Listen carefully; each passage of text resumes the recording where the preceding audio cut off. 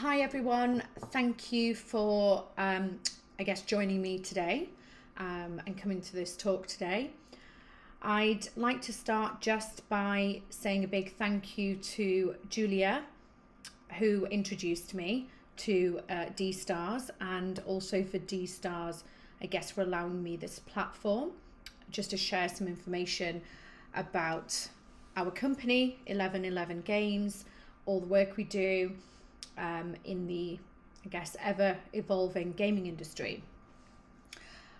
So, in case you're deciding if this talk is for you or not, I just thought I'd start with a quick overview on what I'll be covering off today.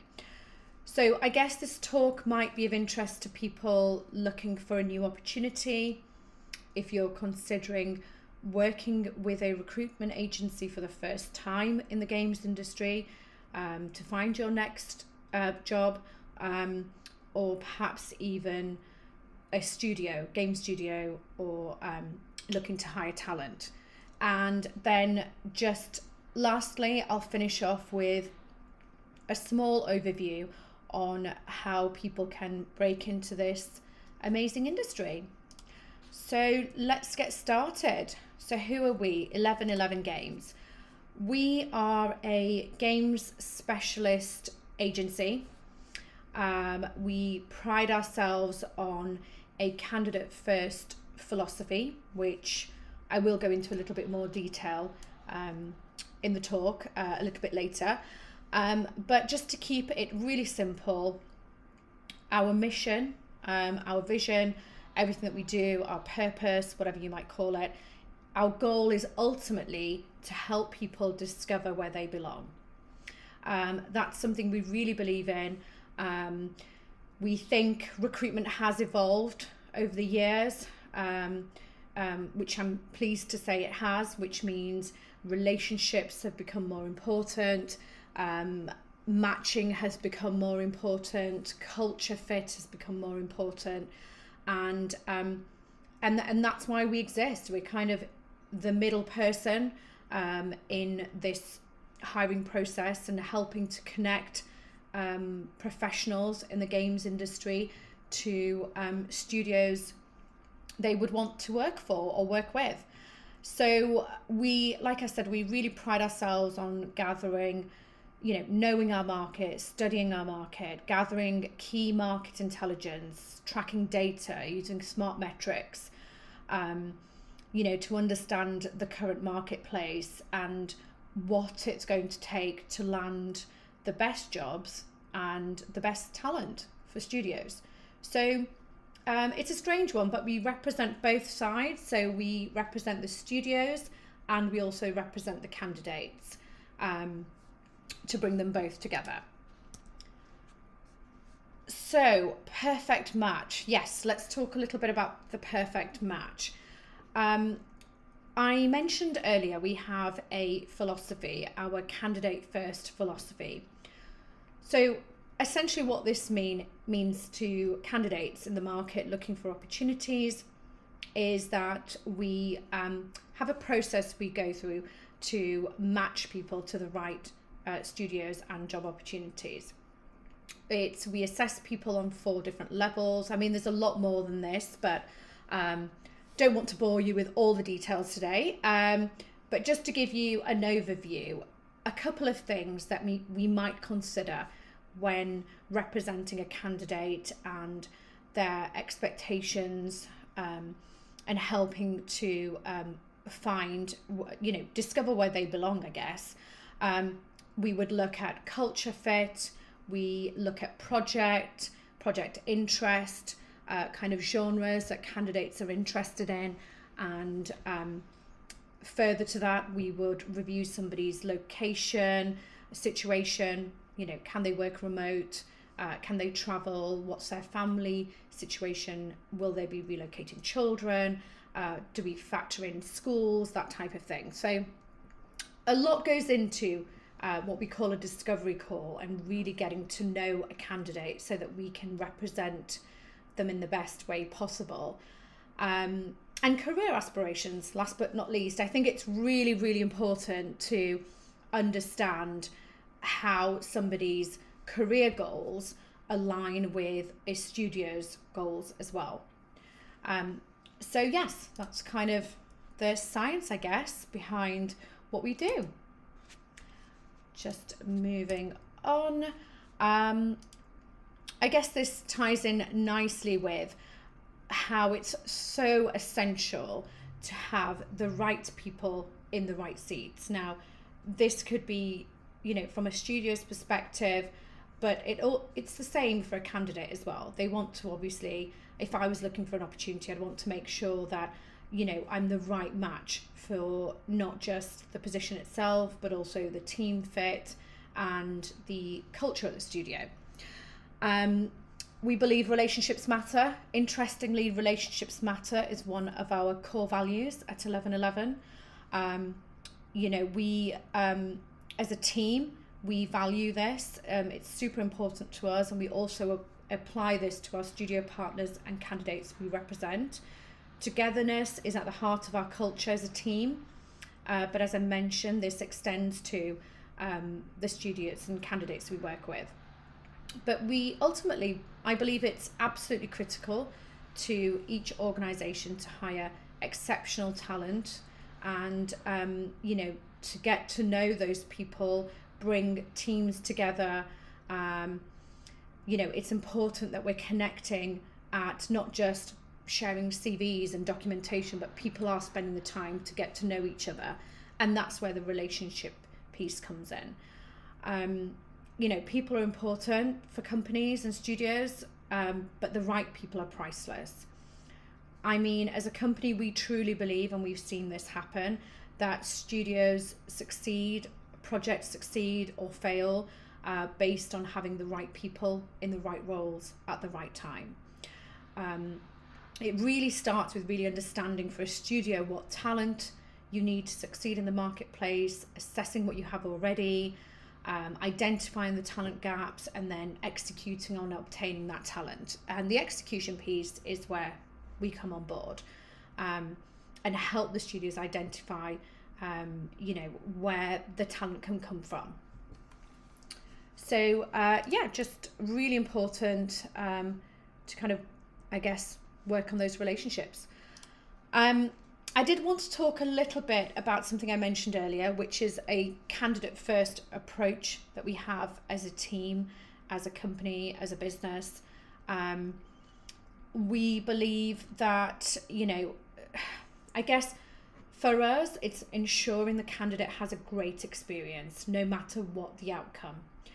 One of the things we hear repeatedly in the industry, and it's a huge frustration for people, is that hiring managers, studios, agency reps don't communicate with studios enough, with candidates enough, especially sometimes just on the outcome. So as a company, we have this candidate first approach. These are, I would say, a bit of a framework for the team and I, and it helps us ensure a candidate has the same process no matter what the outcome is, and everyone's treated in the same way. So just to break this down a bit further, we get to know our candidates. We spend time understanding their motivations through, you know, initial discovery calls. We agree on clear communication, which is essential when you're managing somebody's career and you know, helping them transition smoothly from one position to another. So communication is a big one for us. We would talk to the candidate about how they'd like us to communicate, what channels they would like to use, how often they like us to communicate, and we agree all of this. So everyone kind of knows where they stand.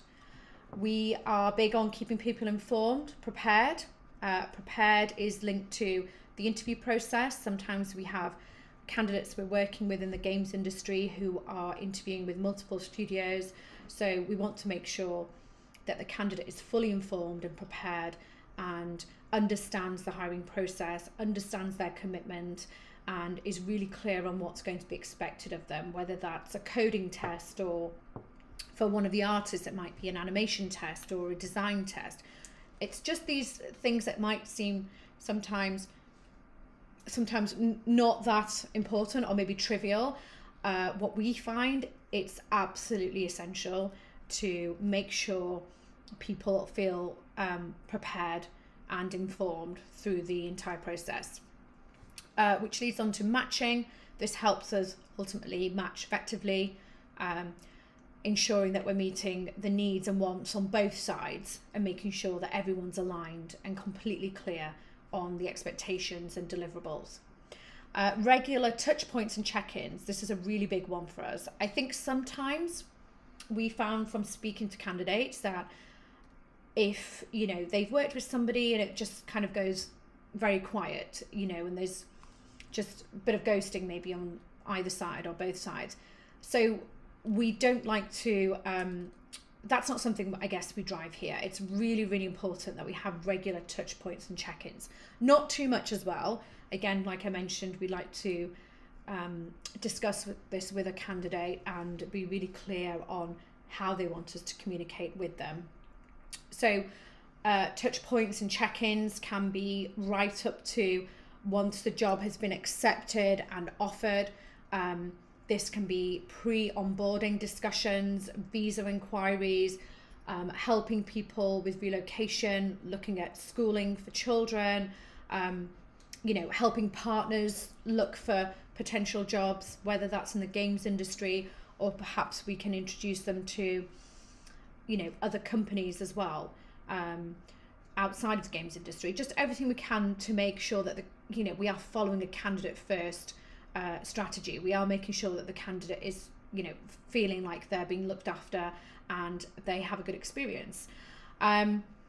We always, in terms of outcome, I think it's absolutely essential to share with a candidate whether they've been successful or not. Unfortunately, sometimes people are not successful, and, you know, it can be for a number of reasons, but it's just, we really truly believe that it's important to share that information, try and get feedback where we can, so that somebody understands why the decision has gone either their way or not their way. So again, it all links back to really strong and high communication. And, you know, I guess a last point there is just to make, you know, let candidates know that it doesn't end here. We have, you know, we have so many conversations once people have accepted a job. You know, we're helping people with their careers. It's not just finding people jobs. It is career management is kind of our area of expertise. I guess we can't talk about hiring in the games industry without highlighting some of the challenges that the industry faces, studios face, and also individuals. A really, really big one for us at the moment is, and it has been for a few years now, is diversity, equity and inclusion. We've had conversations with studios, we've worked on initiatives, we've partnered with Women in Games as ambassadors, some of the team here. We work with studios to work on their policies. We've helped a number of studios hire diversity and inclusion managers, which, you know, is really positive to see. And I would just say, as an industry itself, it's a big area of focus, not just for us as a team and as a business. It's really important to us, and it's something that we want to continue to drive alongside our studio partners. And you know, while the goal has always been to strive for diversity and inclusion, we have seen, you know, there have recently been issues brought to light within the games industry where perhaps that's not the case. So there's so much happening in this space. There's so much more that we can do. But, you know, whether that means reaching out to groups who are underrepresented, reaching out to new audiences, looking at getting involved in projects and programs. This is something that's a really big space for us as we grow, and as the team does as well, and for our studios. I guess I want to finish on some good news regards to this point. There are changes. There are some, I guess it is slower than maybe some people were expecting, but you know, change is happening, and I guess we're all on this journey together. So yeah. And I guess one last thing I wanted to talk about was something that comes up quite a lot for the team and I here, and I'm sure for lots of our hiring managers as well, is breaking into the games industry. So, you know, I'm constantly asked this question, and I'm sure other studio managers, hiring managers, and people are as well, is, you know, how can I get experience making games when game studios won't even hire me unless I have experience in the games industry. So this is a real pain point actually for us, and it's something that we are working on again to help candidates kind of break into the games industry. As an agency, there's a couple of things we found that have been successful, so I just wanted to share that. There's a few ways of doing this, and obviously part of our job is to make those introductions, and we've actually partnered with a few studios because we hire internationally within AAA, indie studios, startups, mobile, now blockchain. You know, there's so much going on, and we hire from the UK, Europe to North America. We've worked with a number of our studios on different initiatives, to whether that's an internship, which more and more are doing, which are paid internships as well, and looking at projects or programs where people who maybe is university leavers can join at a junior level and work their way up in a studio. Other than that, you know, we always encourage people to get involved in Discord, different groups, different channels, post work where they feel comfortable doing so. You know, look at game jams, reach out to people in the industry that you admire, you know, drop them a note, find them on LinkedIn, send them a message, ask them if they're help. People love to help. One thing I found working in the games industry is everybody wants to help, you know, everyone is happy to help, lend an ear, advise, support, mentor. If they don't have time for that, you know what it's like in the games industry. Everybody's, you know, working to deadlines and milestones. What I do know is that someone will point you in the right direction if they can't help you. Everyone's looking to help each other, and we've all been in that position before where, you know, trying to get into the industry. So just don't give up, you know, keep reaching out, keep speaking to people, hopefully you can find a way into this amazing industry. So I guess that's kind of everything today. I was asked to just kind of go through a bit of an overview. I hope that was helpful. It was a fairly broad overview on what we do in the games industry. Hopefully my perspective was helpful, and if there's anything you want to follow up on, or you have any questions, or you'd like me to expand on anything in the talk today, please do feel free to reach out. You can reach me at Subina@1111uk.com, or just send the DStars team a message. And yeah, I'd love to connect with you, and I hope you enjoy the rest of the event. Thank you so much for listening.